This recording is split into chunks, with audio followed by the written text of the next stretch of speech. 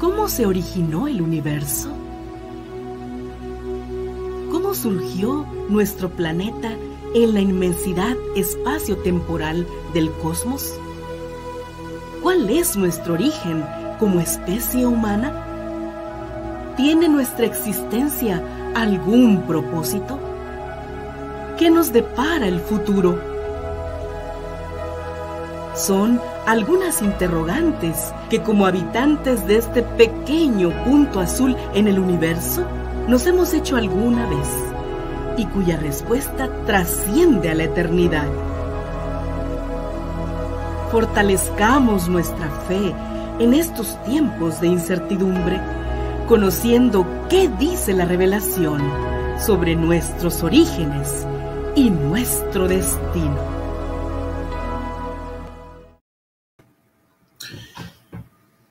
Muy buenas tardes, estimados amigos que desde nuestra bella región citrícola, México, Centroamérica, Sudamérica y otras partes del globo se unen para otra transmisión más de la serie Nuestros Orígenes, Revelaciones.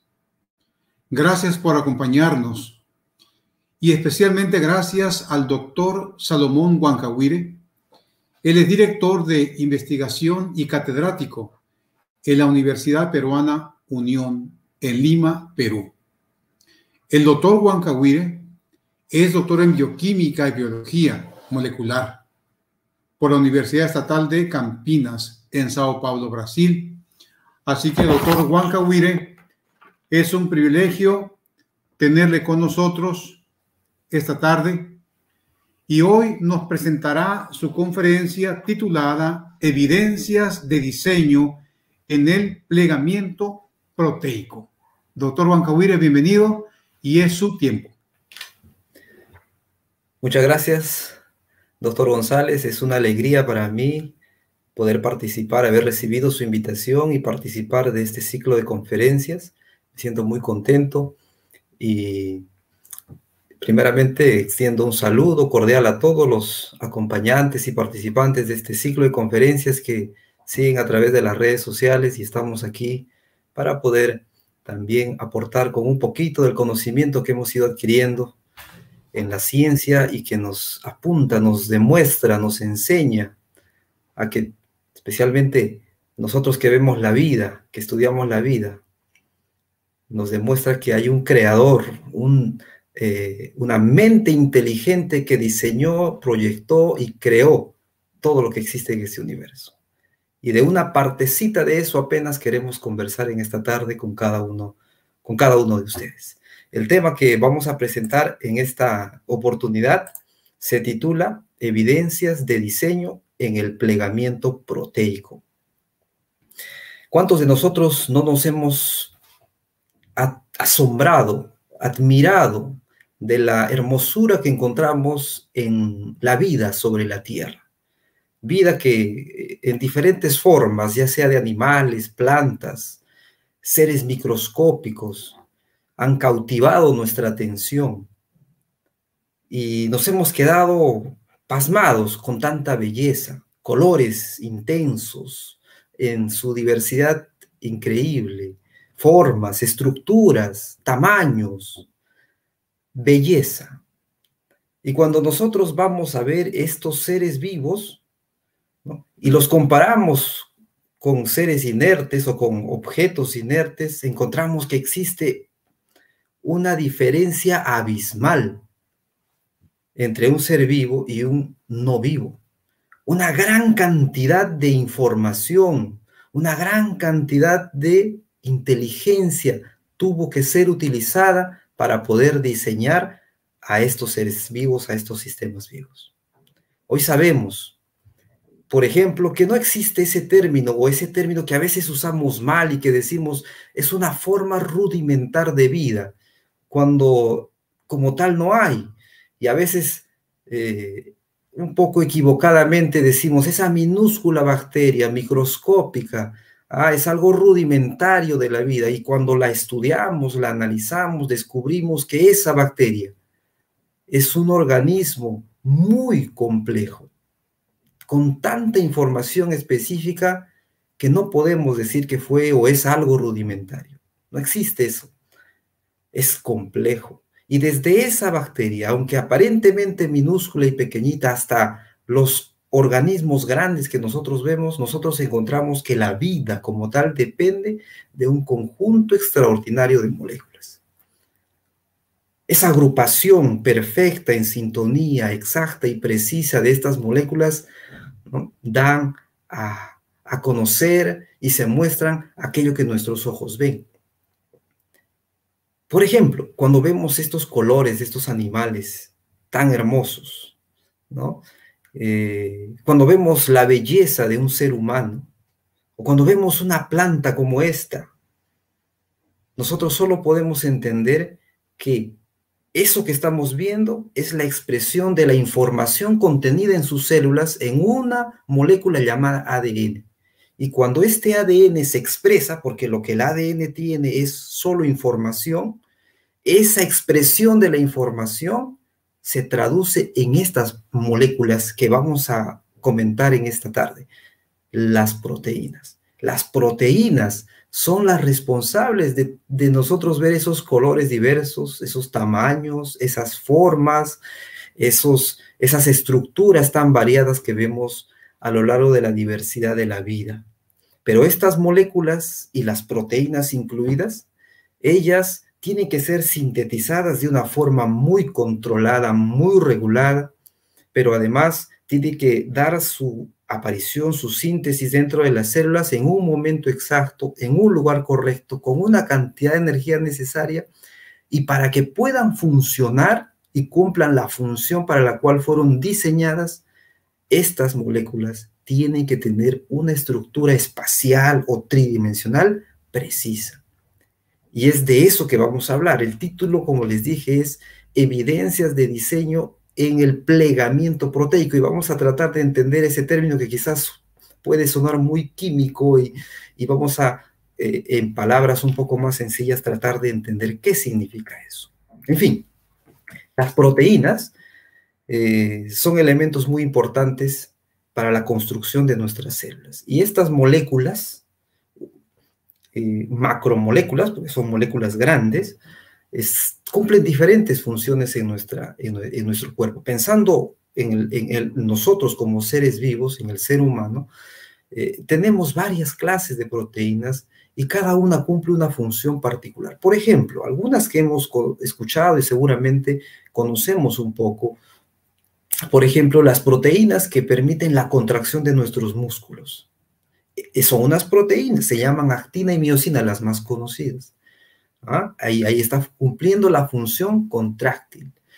Nuestros anticuerpos, ¿no?, las moléculas que nos defienden de las bacterias y de los virus, ahora que estamos viviendo este contexto de la pandemia por el coronavirus, por el COVID-19, nuestro cuerpo produce moléculas, nuestros glóbulos blancos producen moléculas que se encargan de destruir a esas bacterias, a esos virus o a cualquier cuerpo extraño que ingrese a nuestro cuerpo. Y esas se llaman inmunoglobulinas. ¿Y qué son las inmunoglobulinas? Proteínas. Y allí están cumpliendo una función de defensa.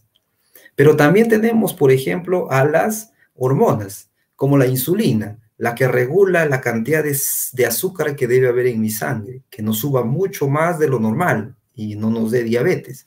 Es también una proteína. La hemoglobina, que dentro de nuestros glóbulos rojos en la sangre va transportando el oxígeno desde los pulmones a todas nuestras células, es una proteína, y allí tiene la función de transporte. Todas nuestras enzimas, o el 99% de las enzimas, tienen la naturaleza proteica, y ustedes saben que las enzimas son moléculas que aceleran las reacciones químicas. para que la vida sea compatible sobre nuestro planeta, no podemos vivir sin enzimas, y todas las enzimas son proteínas. Las proteínas también forman algunas estructuras y tienen una función estructural, por ejemplo, el colágeno, que forma parte de todo nuestro tejido conjuntivo, ¿no? que le da soporte y forma a nuestro cuerpo. Y también tenemos algunas proteínas que funcionan como almacenes, como la ferritina. La ferritina es una proteína que almacena moléculas de hierro para que cuando nuestro cuerpo necesite pueda ir a ese almacén, retirar esas moléculas de hierro y utilizarlas para que cumplan su función. Es decir, las proteínas son moléculas muy diversas en formas y en tamaños y que cumplen diferentes funciones vitales e importantes para nuestro correcto funcionamiento. Y así como pasa en nuestro organismo, también ocurre lo mismo en otro tipo de seres vivos. En las plantas hay muchas proteínas, en los animales, en las algas, en los hongos, en las bacterias. Todas ellas, las proteínas cumplen una función. Para entender un poquito mejor lo que son proteínas, vamos a ver, una proteína es una molécula, una macromolécula, que está formada por unidades pequeñas que se van a unir una tras otra, formando una larga cadenita, lo que serían estas bolitas de diferentes colores que tenemos acá. Estas bolitas se llaman aminoácidos. Son las unidades con las que se construyen las proteínas. Entonces podemos decir que las proteínas son polímeros, ¿no? Son cadenas de estos aminoácidos unidos por un enlace. Normalmente los aminoácidos están allí todos libres, pero luego ellos deben unirse de manera exacta y precisa o de manera específica siguiendo una instrucción. No se unen al azar, no se unen como sea. Hay una instrucción precisa, detallada, que dice qué aminoácido debe ir en la posición 1 y luego qué aminoácido debe ir en la posición 2 y en la 3 y en la 4 y así sucesivamente. Las proteínas hay de diferentes tamaños. Tenemos proteínas como la insulina, por ejemplo, que es pequeñita, tiene 51 aminoácidos. Hasta proteínas inmensas, cadenas de más de 1000 unidades de aminoácidos, todas unidas por esos enlaces llamados enlaces peptídicos. Y desde aquí ya podemos ver que la vida, ¿no?, viendo a estas moléculas como ejemplo, se basa en información específica. No una información casual, al azar, que ciegamente se ocurre a lo largo de la naturaleza, sino que hay instrucciones inteligentes que nuestras células siguen para formar a nuestras proteínas. El orden de los aminoácidos es importante para que la proteína tenga una estructura tridimensional o espacial adecuada, ¿no?, óptima, y de esa manera esta pueda cumplir su función. Si es hemoglobina, transportar oxígeno. Si es insulina, regular el azúcar. Si hay un error, un pequeño cambio en un aminoácido en la cadena, esta proteína no podrá cumplir con su función. Por lo tanto, las células tienen que seguir esas instrucciones inteligentes que fueron diseñadas, que fueron creadas, y que la célula simplemente sigue. Aquí ya vemos, y solo cogiendo esto como ejemplo, podemos decir, por ejemplo, aquí yo tengo un aminoácido 1, y luego uno diferente, y luego uno tercero, ¿no? Y en la naturaleza existen cientos de aminoácidos diferentes, pero alguien, una mente creadora, escogió de estos cientos que hay en la naturaleza solamente 20. Y con la combinación de esos 20 aminoácidos es que todas nuestras proteínas corporales se forman. Eso para que vayamos anotando que de todos los cientos de aminoácidos que existen, se seleccionaron 20 de ellos con los cuales yo construyo mis proteínas. Y entonces yo tengo aquí el aminoácido 1, un siguiente aminoácido y algunas posiciones más adelante puedo volver a tener el mismo aminoácido 1 y así sucesivamente en la cadena. ¿Ok? Ahora, esta secuencia de aminoácidos no es una secuencia al azar o cualquiera, es una secuencia que ha seguido una instrucción específica. Quien se encarga de formar estos enlaces, estas uniones, es una especie de un robot molecular que tenemos dentro de nuestras células que se llama ribosoma. El ribosoma es un organelo celular que se encarga de ir uniendo a los aminoácidos, como están aquí, estas bolitas son mis aminoácidos que inicialmente están separados, pero el ribosoma luego viene y empieza a formar las uniones, produciendo esta cadenita ahora llamada proteína. Entonces el ribosoma es una estructura, un organelo que tiene la capacidad de saber qué aminoácido tiene que ir en la posición precisa. Y para saber qué aminoácido debe ir en la posición precisa, tiene una guía. Se guía de otra molécula, una molécula diferente que se llama ARN, el ácido ribonucleico mensajero. Se llama así porque es la molécula que trae el mensaje, es un mensajero, trae un mensaje desde el núcleo de la célula, donde está el ADN, hacia el citosol de la célula, donde están los ribosomas, y el ribosoma lo que hace es leer ese mensaje, y al leer el mensaje va sintetizando, colocando el aminoácido específico en la posición indicada por el mensaje. Esa es la instrucción inteligente. Ese es el proceso. Para verlo un poquito más claro, miren, aquí estoy, este es mi núcleo de la célula, aquí está el citosol, la síntesis de proteínas ocurre aquí en el citosol donde están los ribosomas, pero para que el ribosoma pueda ubicar la posición precisa de mis aminoácidos, necesita tener el mensaje, y el mensaje es traído por el ácido ribonucleico mensajero que se forma en el núcleo a partir del ADN. Es decir, el ADN finalmente es el que tiene la información, que se la va a transcribir al ARN, y ese proceso justo se llama transcripción, porque está en el mismo lenguaje, en el lenguaje de ácidos nucleicos. Es como coger y transcribir literalmente el mensaje o la información contenida en ese gen, ¿no?, y enviarlo al ribosoma para que el ribosoma lea el mensaje, y lo que hace ahora el ribosoma es traducirlo en un lenguaje diferente.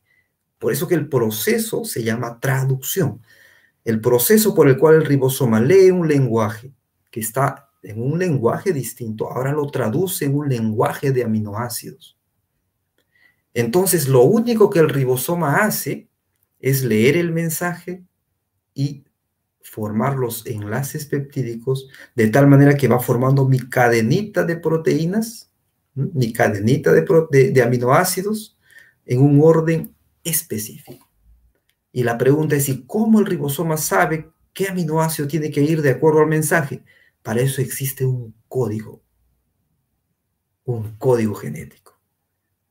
Es así como cuando hacemos una traducción, ¿cierto? Nosotros todos hablamos aquí español, pero si de repente queremos dar ese mismo mensaje en otro idioma, usamos un traductor. El traductor me permite dar el mismo mensaje, pero en un lenguaje distinto. El ribosoma usa el código genético como si fuera el traductor. Y con ese código genético interpreta el mensaje del RNA mensajero en un lenguaje ahora de proteína. Este código genético es un código universal, funciona en la síntesis de nuestras proteínas, nosotros como seres humanos, pero también funciona en los animales, en todos ellos, también funciona en las plantas, en las algas, en los hongos, en las bacterias, porque este código genético es universal, es para todos los seres vivos. Lógico, todos fuimos creados por un creador, y ese creador colocó en todas nuestras células estas instrucciones inteligentes que obviamente trascienden cualquier límite de acción de los procesos naturales no guiados o ciegos en miles de órdenes de magnitud, haciendo que este proceso sea un proceso exacto y preciso. Y es así que entonces tenemos nuestras proteínas, así nosotros formamos todas nuestras proteínas. Solo que no acaba por allí, porque la proteína, dijimos, y todas las moléculas, pero ahora estamos enfocados en proteínas, para poder cumplir con su función, además de tener el orden exacto en la secuencia de sus aminoácidos, necesitamos que tengan una configuración espacial precisa. Y para eso, mientras van saliendo los aminoácidos, como vemos aquí, la cadenita de aminoácidos, entonces ellos se van doblando, formando curvaturas, formando pequeños bucles, formando hélices, hasta adquirir una estructura tridimensional. A ese proceso se le conoce como plegamiento proteico. Es decir, la proteína, que es una cadena larga de aminoácidos, ahora empieza a doblarse y adquirir una estructura tridimensional. En química se le dice, o en bioquímica, estructura terciaria. Y a la secuencia de aminoácidos, esta de acá, estructura primaria. ¿Por qué es importante que el plegamiento sea preciso, sea exacto? Por eso decimos aquí que la vida depende de la organización de las moléculas, en este caso de las proteínas, en una distribución tridimensional exacta. ¿Saben por qué? Porque la proteína va a cumplir con su función, sea la que sea, desde que su conformación espacial sea exacta y precisa. ¿Y para qué se hace eso? Por ejemplo, para aproximar algunos aminoácidos que en la cadena larga estaban bien distantes, pero ahora al enrollarse, al doblarse, al curvarse, algunos aminoácidos que estaban en posiciones distantes se aproximan, se acercan.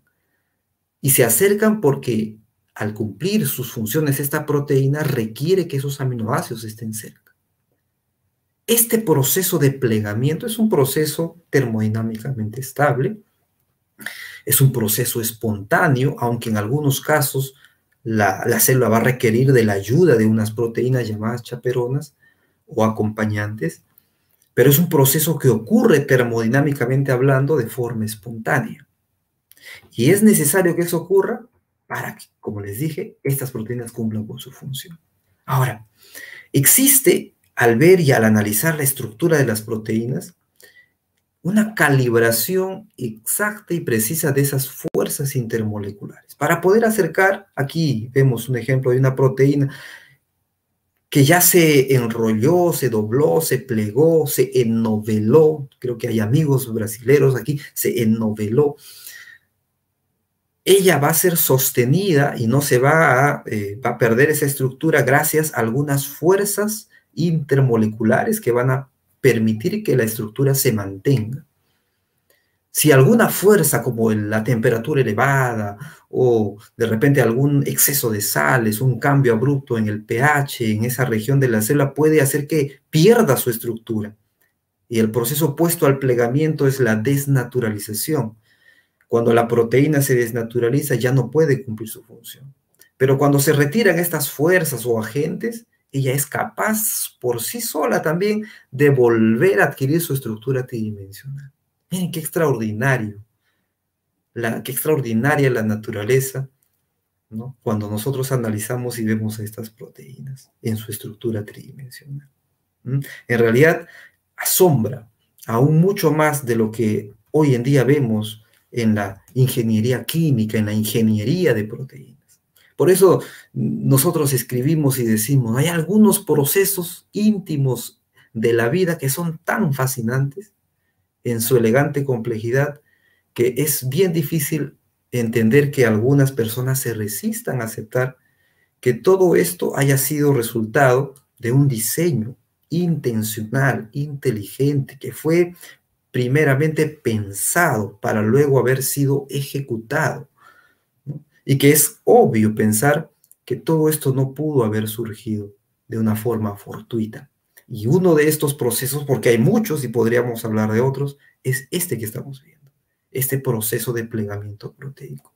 Miren, esta es además algo que estaba olvidando. Este proceso se da en cuestión de microsegundos. Es decir, ni bien el ribosoma está liberando la proteína, ¿no? Los aminoácidos ya enlazados, en cuestión de microsegundos, esta proteína está adquiriendo esas dobladuras, esas curvaturas y esos plegamientos hasta adquirir su forma nativa, se le llama, su estado final, su estado funcional.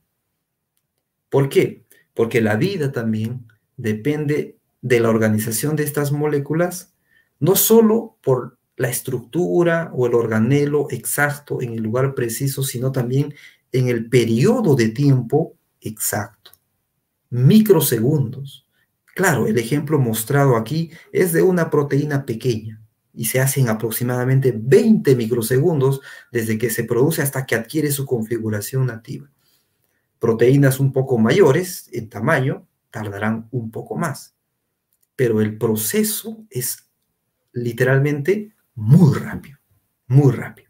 Ahora veamos un poquito cómo es que se ha llegado a descubrir y por qué es importante conocer la estructura de una proteína, la estructura tridimensional. Esta, por ejemplo, es una fotografía de la proteína llamada hemoglobina, la que lleva el oxígeno en nuestros glóbulos rojos a través de la sangre. Para poder descubrir su estructura tridimensional, se utiliza una técnica llamada cristalografía de proteínas. Es decir, esta proteína en primer lugar se tiene que aislar, tiene que quedar ella solita en bastantes cantidades, muchos miligramos de esta proteína, y luego se la convierte en sal, en sales que se cristalizan. Por eso la técnica se llama cristalografía. Estos cristales luego son bombardeados con rayos X y de la difracción de estos rayos X se obtienen estas imágenes, como esta. Y a partir de estas imágenes se hacen estas otras, que ya son los modelos que normalmente vemos en los libros de texto, ¿no? O en las páginas de internet, que nos grafican un poco más esquemáticamente y nos ayudan a entender cómo es que esa secuencia de aminoácidos, esa estructura tridimensional de la proteína se presenta. Es así. Y por eso ¿y por qué es importante conocer su estructura tridimensional? ¿Por qué? Porque así es como sabemos que la proteína cumple con su función. Existen algunas enfermedades donde si, por ejemplo, esta región se dañó y ya no tiene esta forma, esta hemoglobina ya no transporta el oxígeno. Y es una enfermedad que nos lleva, en el caso de la hemoglobina, a un tipo de anemia. ¿Por qué? Ya no lleva oxígeno. Y entonces, los investigadores, con la finalidad de buscar soluciones a estos problemas, a estas enfermedades, tratan de descubrir cuál es la estructura y cómo poder corregir esos errores en estas enfermedades. Miren, yo les comento ya ahora algo que yo, en mis estudios de posgrado, en relación a esto, hemos ido aprendiendo y realizando. Nosotros publicamos este trabajo de investigación en esta revista, estudiando a un tipo de proteínas que están en el veneno de una serpiente en particular. Una serpiente que es venenosa y que causa muchos accidentes en toda la región amazónica de América del Sur. Se llama Botrops brasili, es el nombre de esta serpiente. Y ustedes saben que, no sé si conocen, yo sé que allá en México hay muchas serpientes venenosas. Ese veneno en su interior contiene muchas moléculas. Entre ellas hay unas toxinas y casi todas ellas son proteínas. Y la mayoría de esas proteínas son enzimas. Yo, con el equipo, con el grupo de estudios, estudiamos a un tipo de toxina en particular que son unas enzimas llamadas fosfolipasas A2. Y lo que hicimos fue aislarla en primer lugar de todos los otros componentes que hay en el veneno, separarla y dejarla solita, y luego secuenciar su estructura, es decir, conocer cuál es la secuencia de los aminoácidos, ¿no? Son proteínas relativamente pequeñas, alrededor de 130 aminoácidos. Y luego, como conseguimos una buena cantidad de esta proteína ya aislada, la cristalizamos. Es decir, formamos el cristal. Ese trabajo, hasta que salió el cristal y toda la estructura, tardó algo de 8 años. ¿Por qué estudiamos a esta proteína? ¿Saben por qué? Porque esta proteína es una enzima, pero interesantemente es una enzima que no tiene acción catalítica. Sin embargo, raro, ¿no? Enzima, pero no cataliza nada. Sin embargo, a pesar de no tener acción catalítica, es capaz de destruir tejidos. Las toxinas de los venenos destruyen, ¿no? Causan necrosis del músculo, causan hemorragia, causan inflamación, destruyen los tejidos. Esta proteína, esta toxina, no tiene acción enzimática y se pensaba que probablemente no podía destruir porque no tiene acción catalítica, no destruye fosfolípidos porque es una fosfolipasa. Sin embargo, se demostró que aunque no tiene acción catalítica, sí destruye los fosfolípidos de las membranas de las células musculares. Y entonces lo que nosotros tratamos de entender con este estudio es ver de qué manera hacía eso. Y descubrimos a través de la cristalografía, conociendo la estructura tridimensional de la proteína, su estructura espacial, entendimos que existen algunos residuos de aminoácidos que están casi en la colita de la proteína, son los casi últimos, que son los que desestabilizan de una forma no enzimática los fosfolípidos, haciendo pequeños agujeros en las membranas de las células musculares, llevándolas a su muerte. Y de esa manera, muchas células musculares mueren y uno pues ve el daño muscular producto del envenenamiento de la mordedura de esta serpiente. Eso nos permite entender, conocer al estudiar la estructura espacial de las proteínas, la estructura tridimensional. Pero no acaba por allí, porque siendo este un problema de salud público, nosotros ahora, bueno, no nosotros, ahora los ingenieros químicos sintéticos, conociendo esta estructura, están diseñando moléculas que puedan bloquear esa acción de estas proteínas, de tal forma que cuando una persona sufra un accidente, inmediatamente se le aplique esas sustancias, esas moléculas que podrían bloquear la acción de estas toxinas y evitar que estas toxinas causen esa necrosis en el tejido muscular de los que han sufrido un accidente ofídico. Ese finalmente es el objetivo de estudiar la estructura de las proteínas. Solo que aquí, cuando yo hacía este estudio allá en Brasil, me ponía a pensar, ¿no? ¿Cómo es Dios en su maravillosa gracia creativa, ¿no?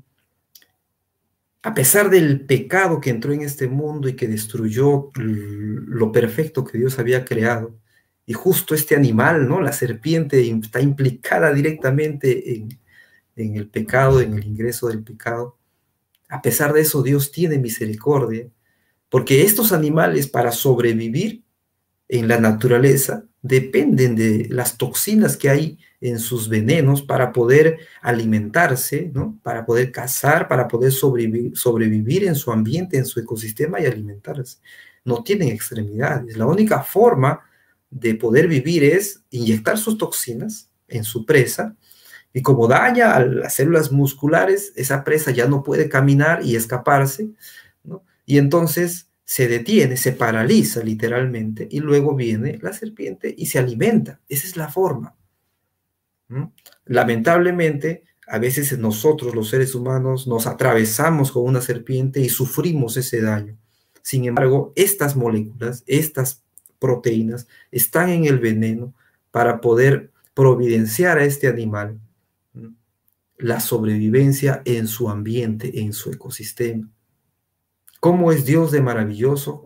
Que aunque esta proteína no tiene actividad enzimática, le otorga al veneno en sí, porque no es el único componente, hay otras toxinas con otras funciones, la capacidad de poder atrapar a su presa, alimentarse y obviamente sobrevivir en medio de su hábitat natural. Solo como ejemplo para comentarles. Miren, ya yendo hacia la parte que quizás queremos comentar al final o un poco más.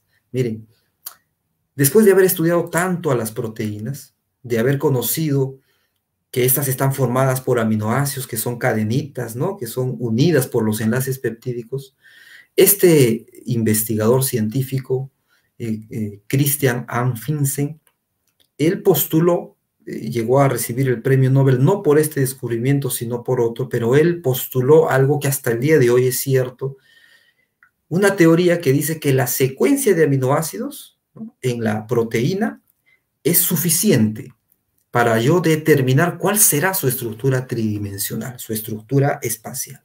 Es decir, conocer el orden, la secuencia, yo podría saber cuál es la estructura tridimensional. Entonces, cuando él postuló esa hipótesis, allá por mediados todavía del siglo pasado, todos los investigadores, la ciencia se volcó a hacer lo siguiente, a predecir, a intentar predecir la estructura tridimensional de todas las proteínas, porque como les dije, eso se puede hacer por cristalografía, pero es un proceso muy largo, muy tedioso, no siempre resulta, y es muy costoso. Pero con esta teoría Si yo sé el orden de los aminoácidos, entonces yo podría predecir cuál sería su estructura tridimensional, su estructura 3D. Entonces, los investigadores y los científicos en esta área se dedicaron por 50 años y un poco más a tratar de predecir de forma computacional, es decir, de forma teórica, cómo sería la estructura espacial de las proteínas solamente conociendo la secuencia de sus aminoácidos. Sin embargo, después de tantos años de estudios, de décadas de estudios, ¿no?, solo se ha demostrado que teóricamente tratar o intentar predecir es encontrar una cantidad astronómica de posibilidades, ¿no? Miren, más adelante, Levinthal, otro investigador, haciendo o participando de estos estudios, él dio la siguiente frase que hasta el día de hoy se conoce como la paradoja de Levinthal. Él dijo lo siguiente: llevaría más tiempo que la edad del universo conocido enumerar todas las configuraciones posibles de una proteína típica mediante el cálculo de la fuerza bruta. Y él estimó matemáticamente, ¿no?, en que eso se daría o habrían 10 elevado a la 300 posibles conformaciones para una proteína típica usando estas estrategias teóricas computacionales. Pero cuando vamos a ver la célula en la naturaleza, así como Dios la creó, 20 microsegundos y mi proteína espontáneamente está plegada en su forma nativa, funcionalmente activa, ¿no?, y lista, pronta para cumplir con su función. Miren cómo fuimos diseñados y creados y cómo es la naturaleza, y la inteligencia humana está intentando entender apenas cómo funciona y se está deparando con estas barreras. Nuestro Dios creador, nuestro diseñador, en su creatividad flexible, diría yo, permitió que existiera una variedad grande de estas proteínas, cientos, miles, diferentes estructuras de proteínas, pero que todas ellas tienen el mismo proceso de plegamiento en tiempos muy parecidos, y que hasta ahora el ser humano, con toda su inteligencia, ¿no?, encuentra muchas barreras y dificultades. Sin embargo, esto ocurrió allá por los años 70 todavía. La ciencia en estos últimos años ha crecido abismalmente a lo que conocíamos allá y se ha mejorado bastante. Miren, y de eso les comento ahora. Hoy en día hablamos mucho de inteligencia artificial, y la inteligencia artificial está entrando en todos los rubros de nuestras vidas, y no es diferente en la investigación de las proteínas y su estructura tridimensional. La inteligencia artificial, solo como para poner en contexto, a través de la inteligencia artificial, por ejemplo, en este juego, no sé si han visto las noticias hace algún tiempo, este juego que tiene un origen chino, que se llama Go, y que según dicen los que conocen, la verdad yo nunca he jugado ni intentado, es más complicado, complejo que el ajedrez. El campeón mundial, el mejor jugador, fue vencido por una máquina en este juego. Fue vencido por un programa artificial, ¿no?, diseñado por la inteligencia artificial. La empresa que diseñó este programa es DeepMind, una empresa que, como vamos a ver en la parte de proteínas, también ha diseñado otro algoritmo, un algoritmo que está mejorando bastante el proceso de predecir la estructura tridimensional de las proteínas a partir de la secuencia de aminoácidos. Entonces, solo para ponerles en contexto, miren la importancia de lo que hoy en día está ocurriendo y los cambios que van a haber en la investigación a diferentes niveles, y especialmente a nivel de la parte biológica en cuanto se refiere a la estructura de proteínas. Hoy casi se puede predecir hasta un poquito más del 90% de la estructura de una proteína. Pero eso no ha sido fácil y han pasado muchísimos años. Y para poner un poquito de contexto y de historia por cómo hemos llegado a mejorar este proceso de inteligencia, con ayuda de la inteligencia artificial, de estar acercándonos un poco ya al 100%. En el año 94, un profesor allá en Estados Unidos, ¿no? Abrió un concurso llamado CASP, un concurso para especialistas en inteligencia artificial. Este CASP en español significa Evaluación Crítica de la Predicción de las Estructuras Proteicas. Ocurre cada 2 años y el año pasado se desarrolló la 14ª edición. En este concurso, lo que se les da a los especialistas en inteligencia artificial es una secuencia de aminoácidos y se les da a todos los que quieren concursar. Y estos, con esa secuencia de aminoácidos, tratan de averiguar, ¿no?, usando las técnicas de inteligencia artificial, cuál sería la estructura tridimensional, usando modelos teóricos, usando redes neuronales, ¿no? Y lo que en las primeras ediciones de este concurso se encontró es que llegaban entre el 20 y el 40% de similitud con la configuración tridimensional real, ¿no? O sea, por cristalografía se hizo lo real, se conoce lo real, pero no se les mostró a los concursantes y ellos trataban de asemejarse a lo real. Y cuando comparábamos lo que obtenían, entre 20 y 40%. El 2018, esta empresa DeepMind, con su algoritmo AlphaFold, llegaron al, ¿cuánto? 60%. Y el año pasado llegaron hasta el 92.4%. Esto que están haciendo con parte de la investigación y usando estos recursos informáticos y de redes neuronales, es asombroso realmente y va a revolucionar la visión de la investigación en los siguientes años, en este campo, ¿no?, en este campo del plegamiento proteico. Solo para conocer un poquito, ¿cómo es que este AlphaFold, este algoritmo, logra llegar a ese 90 y tantos % de similitud con lo que existe en la naturaleza, en la realidad? Lo que hace no es simplemente deducir cómo sería la configuración tridimensional. En realidad lo que hace es comparar. Hoy en día existen muchas bases de datos, ya con la secuencia de las proteínas y de muchas proteínas que ya están cristalizadas. Hoy se conoce alrededor de 170.000 proteínas cuya estructura cristalizada se conoce, pero en la naturaleza existen millones de ellas que no se conocen. Entonces, con la base de datos de estas 160.000 proteínas, con esas bases son comparadas las secuencias que les dan a estos concursantes. Y este algoritmo lo que hace es ir comparando. Y cuando encuentra una secuencia parecida, entonces trata de formar las curvas parecidas a lo que normalmente en la realidad, en la naturaleza, forma esa proteína. Tal es así que ha ido mejorando mucho, ¿no?, la similitud en los procesos teóricos de poder predecir la estructura tridimensional de una proteína en el caso de este algoritmo AlphaFold.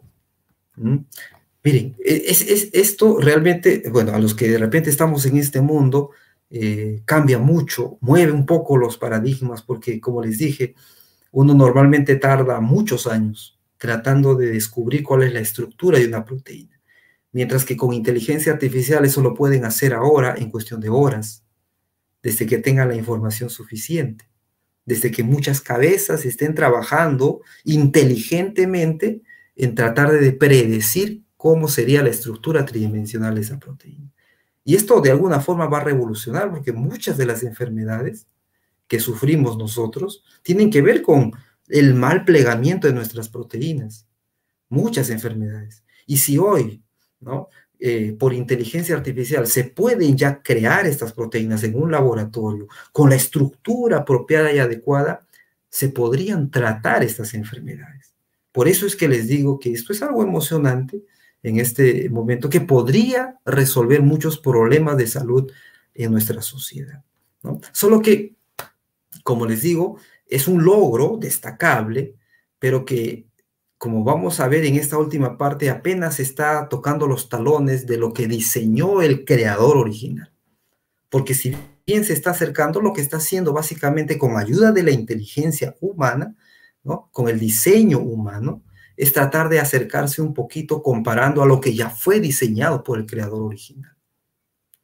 Y eso que no comentamos algo, porque una vez que la proteína se va plegando, se va doblando naturalmente en cuestión de microsegundos, puede haber el riesgo dentro de las células de que ésta tenga un plegamiento inadecuado.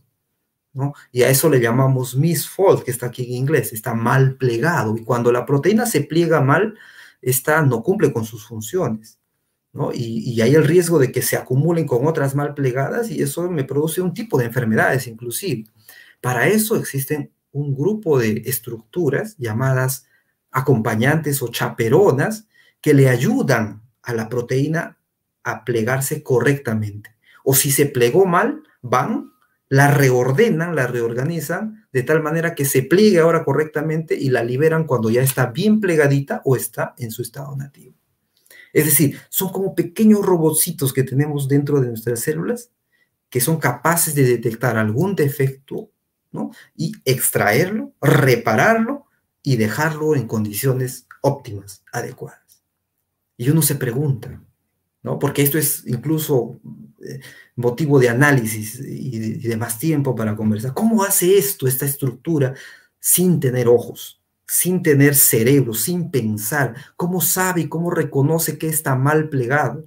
¿Y cómo sabe que tiene que repararlo? ¿Y cómo sabe que otra proteína sí está bien plegada y que no necesita hacer nada con ella? Miren, ni siquiera los hoy sofisticados logaritmos son capaces de hacer tales operaciones. Por eso les decía, el logro de esta empresa y de este algoritmo es muy bueno y es muy expectante, pero a lo que nos demuestra básicamente con sus descubrimientos, ¿no? Es que al analizar estos procesos de control en la estructura tridimensional de la proteína, básicamente nos llevan a entender, a verificar que hay una mente inteligente detrás de la información que permite que las proteínas tengan esas características. E incluso nosotros podemos hacer una comparación y decir, ¿no? Estos expertos de inteligencia artificial también usan sus mentes. Es decir, esas predicciones que ellos hacen no son producto del acaso, del azar o de la casualidad, ¿no? Ellos están usando sus mentes para poder predecir a través de esta ingeniería inversa cómo se pliegan estas proteínas. Por eso decimos, este algoritmo tiene éxito en el diseño de nuevas enzimas. Si tiene éxito, que es a donde está apuntando, será producto del diseño inteligente de estos investigadores y no una búsqueda ciega. Se basará en la información de las proteínas de trabajo, ampliando ese conocimiento por un diseño. Un proceso materialista evolutivo no puede darnos eso. Hasta nuestras acciones inteligentes nos demuestran que lo que existe dentro de nuestras células, como el caso de estas moléculas proteicas, indican claramente que nosotros fuimos diseñados de manera inteligente. Aquí estamos llegando a la parte final. Yo le llamo así el diseñador del sistema de proteínas, ¿no? El diseñador de esa codificación que está, de esa información que está escrita en el ADN y que luego a través de un código que también él diseñó, ¿no? Yo puedo traducir ese mensaje de ADN a ARN en una proteína. Y además conoce y controla y diseñó a esos robots moleculares para que vayan uniendo los aminoácidos en el orden preciso. Además, conoce el plegamiento adecuado, las fuerzas intermoleculares precisas entre los diferentes átomos, de tal manera que tenga una estructura espacial perfecta y que además diseñó, por si es que hubiese algún error, ¿no? Un sistema de reparación para que las proteínas queden en su estado original. Más bien, las mutaciones dañinas son las que nos muestran la imperfección, ¿no? Y la aparición de ciertas enfermedades. Mutaciones que son usadas como argumento por el lado evolucionista para explicar, ¿no? La aparición de nuevas formas proteicas y de nuevas formas de vida a partir de formas ancestrales únicas. Cuando lo que vemos en la actualidad es que las mutaciones son muy dañinas y son mortales. Cuando no hay esas mutaciones, el funcionamiento de toda nuestra arquitectura molecular proteica es perfecto. Por eso a mí me gustaría terminar, para luego pasar a la parte de conversatoria, con este texto escrito, que está en el libro de Job, capítulo 12, versículos 9 y 10. ¿Quién entre todos ellos no sabe que la mano del Señor ha hecho esto y que en su mano está la vida de todo ser viviente y el aliento de toda carne de hombre. ¿Quién entre todos ellos no sabe que la mano del Señor ha diseñado tus proteínas, ha diseñado tu ADN, ha diseñado el código genético y ha diseñado ese sistema perfecto de plegamiento proteico que permite que nuestras proteínas sean funcionalmente perfectas? Si no, nuestro Dios creador, nuestro diseñador y arquitecto de toda esta obra maravillosa que vemos en la naturaleza. Eso es lo que quería compartirles. Gracias por su atención. Aquí dejo algunos contactos por si desean entrar en contacto, valga la redundancia, para de repente poder conversar un poco más. Muchas gracias por su atención.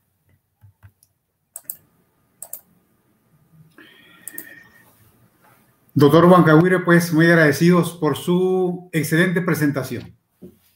Realmente nos hizo pensar bastante en el poder de nuestro Dios, en el poder diseñador de nuestro Dios. Antes de la sesión de preguntas que tendremos, queremos recordar a nuestros amigos que nos escuchan de diferentes partes del mundo que el horario se cambió. Recuerden que era de 3 a 5, de 3 a 4, perdón. Ahora el horario que estaremos manejando hasta nuevo aviso será de 4 a 5 de la tarde, el tiempo del centro. Así que los invitamos para que estén con nosotros de 4 a 5 cada sábado. Para el próximo sábado tendremos otra conferencia titulada Una perspectiva bíblica de las leyes de la termodinámica. Sabemos que nos escuchan maestros de ciencias, de física, matemáticas, química, bioquímica, biología. Así que los invitamos para que estén con nosotros en esa conferencia, una perspectiva bíblica de las leyes de la termodinámica. Los invitamos para que hagan planes de estar con nosotros y también recordarle al público que esta serie que estamos teniendo ahorita es la primera temporada de nuestra serie, que terminará por allá por el mes de agosto con el favor de Dios. Pero déjenme decirles que ya estamos trabajando en la segunda temporada. Igual que en esta estamos buscando oradores de amplio prestigio intelectual, espiritual, personas que nos van a desafiar con sus conferencias. Así que los invitamos para que se vayan preparando para cada sábado estar con nosotros en las conferencias que nos instruyen tanto espiritualmente como científicamente. Hagan planes para ello.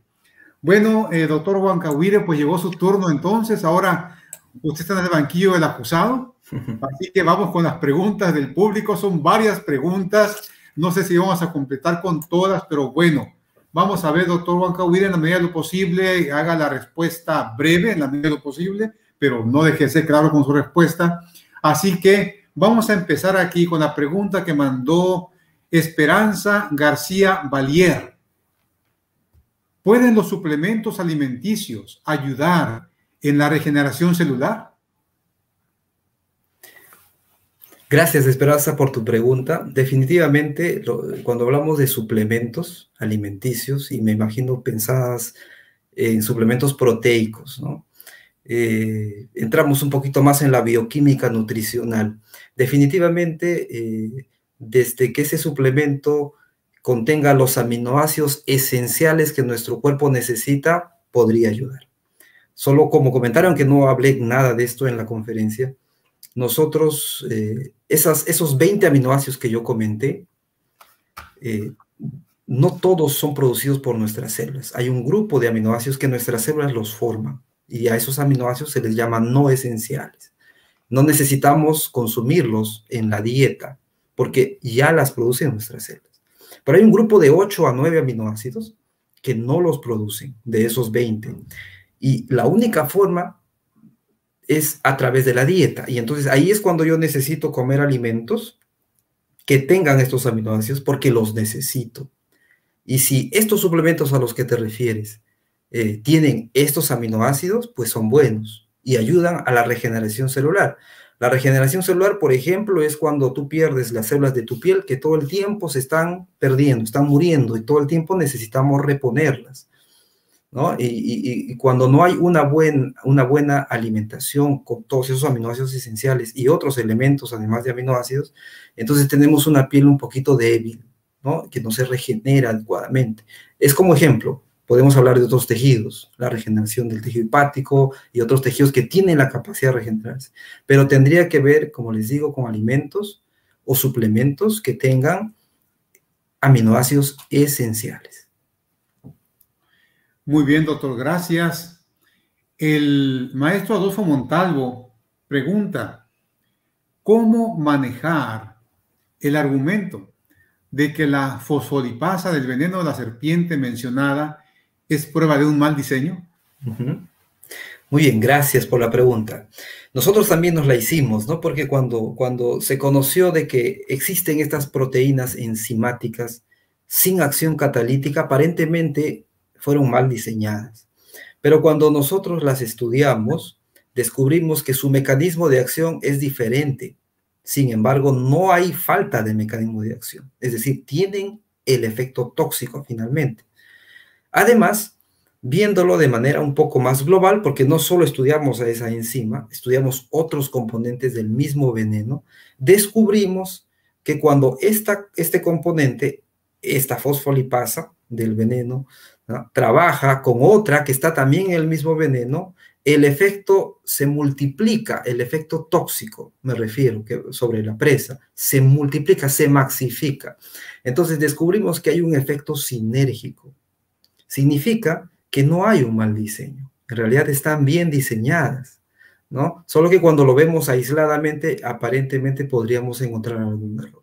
Obviamente nuestros amigos evolucionistas, algunos de mis compañeros con los que escribimos incluso ese artículo, no son cristianos, tienen otro pensamiento.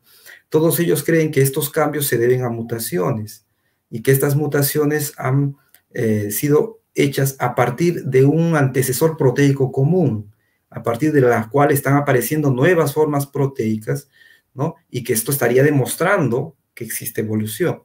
Solo que depende mucho, ¿no?, de la perspectiva que cada uno tiene. Nosotros lo vemos como más bien un diseño bien planificado desde un inicio, más que una aparición aleatoria o al azar en medio del tiempo de la vida, en este caso de estos animales. Gracias, doctor Huancahuire. La otra pregunta es por Edelina Clark. ¿Cómo se podría explicar este proceso de plegamiento proteico desde un punto de vista evolutivo? Sí, como ya todos conocemos, ¿no? Seguramente aquí hay bastantes participantes que conocen, son de ciencias, en ciencia también. La biología particularmente tiene sus fundamentos en la teoría de la evolución. Y si uno va a un texto de biología o en la grande mayoría de papers sobre esto, van a encontrar que las explicaciones están fundamentadas en la teoría de la evolución. Y en función del plegamiento proteico, básicamente dicen que todo el proceso de plegamiento es un proceso que termodinámicamente ocurre, pero que ocurre gracias a esos cambios en el tiempo, ¿no? Digamos, con la adición de ciertas mutaciones en determinadas proteínas que hicieron que las proteínas iniciales fueran cambiando de forma, y al cambiar de forma y de estructura fueran apareciendo también nuevos modelos de plegamiento. Es su parecer, ¿no? Es su concepción, son los principios sobre los cuales ellos ya construyen sus explicaciones. Y como nosotros sabemos, y cada vez están apareciendo más informaciones y más científicos se vienen adhiriendo más bien a la explicación de que esto tuvo que ser diseñado y no a las apariciones casuales a lo largo de miles de millones de años. Depende por eso mucho de la perspectiva que uno tiene a la hora de ver los datos, de analizar las estructuras, de darle una explicación, ¿no? Nuestra cosmovisión es cristiana. Nosotros, desde el momento que realizamos la investigación, lo que vemos allí en esos aminoácidos, en esos pliegues, lo que vemos más bien ahí es la mano creadora de un Dios que diseñó desde un inicio, y no la aparición abrupta o a lo largo de cambios pequeños, ¿no? A lo largo de miles de millones de años. Gracias, doctor. Elizabeth Lara Rivera tiene la siguiente pregunta.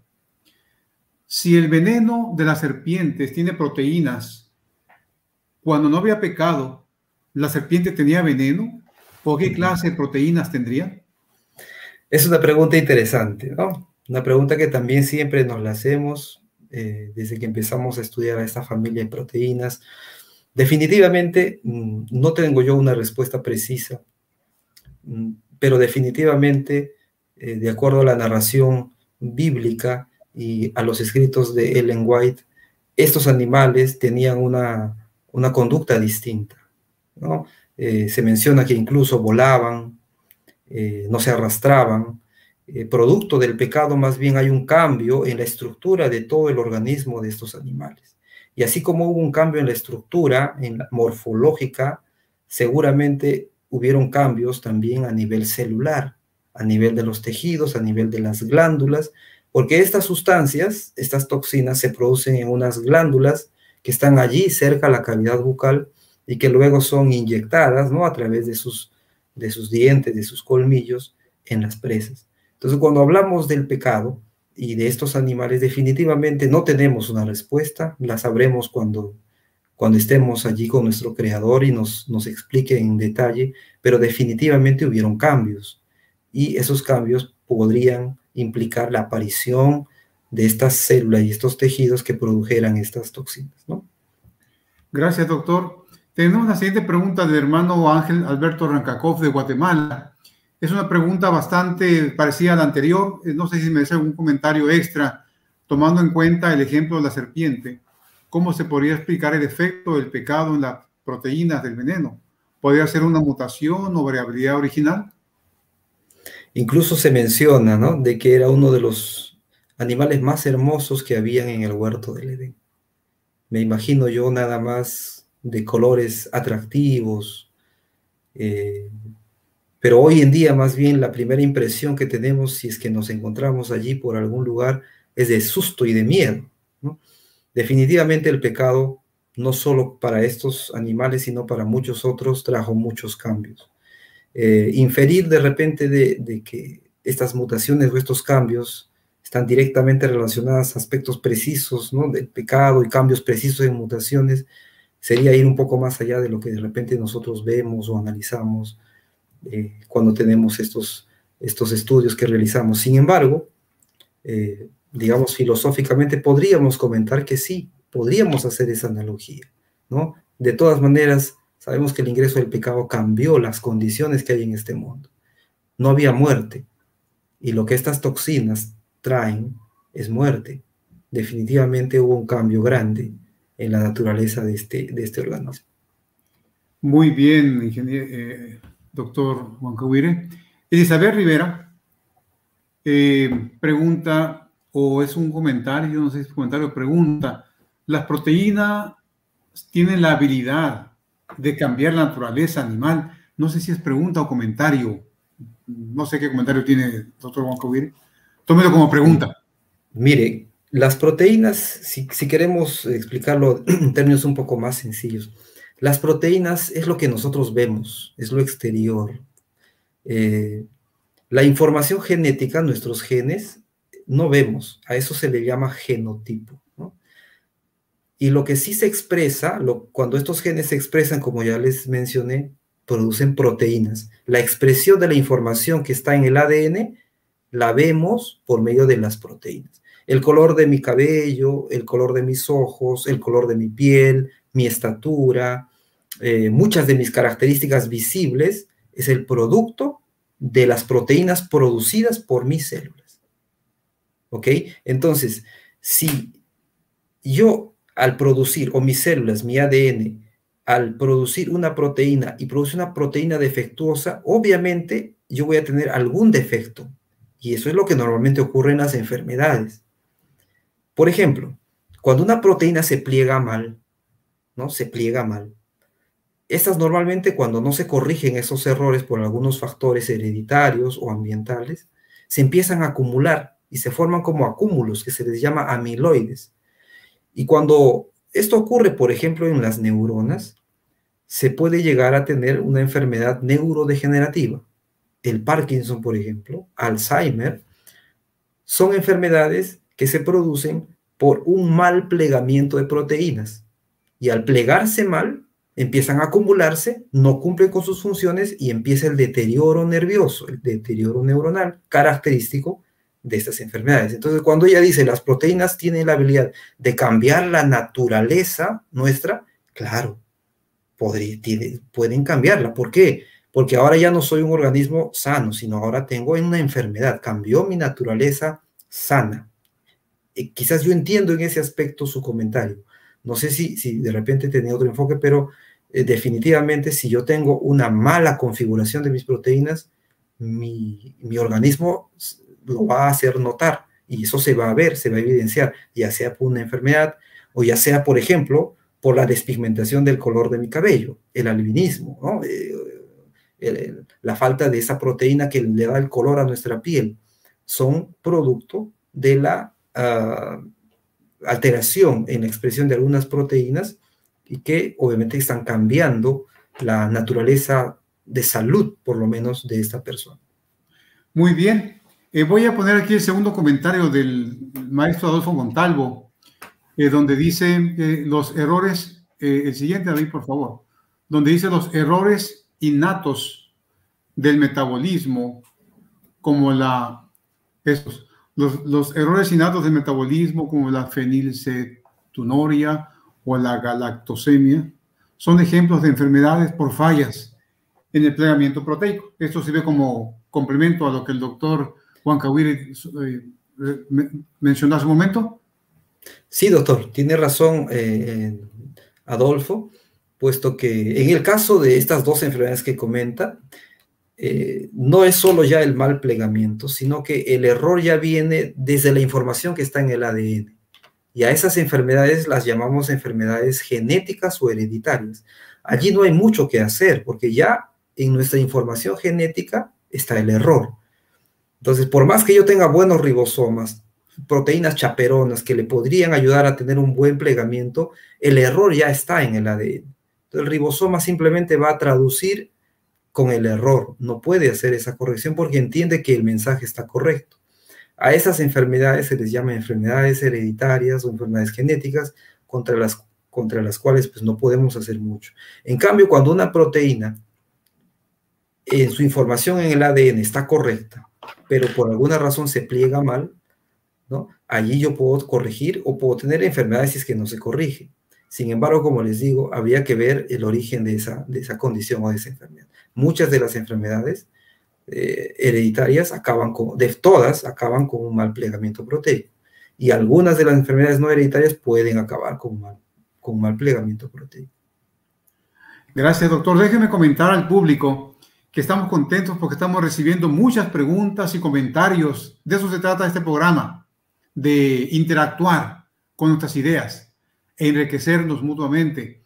Quizás no alcancemos a contestar todas las preguntas, pero el doctor Juan Cahuire dio su correo, recuerden. El doctor Juan Cahuire está en disposición de contestar las preguntas que le hagan también por correo. Doctor, va a tener trabajo extra por ahí. Parece que la gente está muy interesada en su temática y qué bueno. Voy a hacer una pregunta más. Aquí Armando Matus, que todos los sábados se conecta, dice, parece una consulta médica, dice, tengo más de 40 años que no visito a un médico. Lo he hecho solo por fracturas.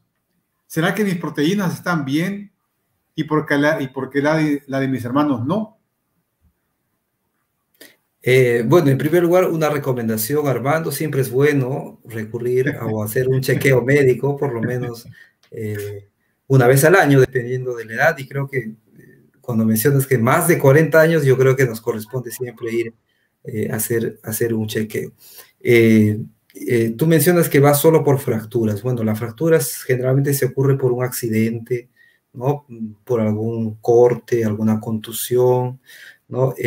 Pregunta si tus proteínas están bien y por qué la de tus hermanos no.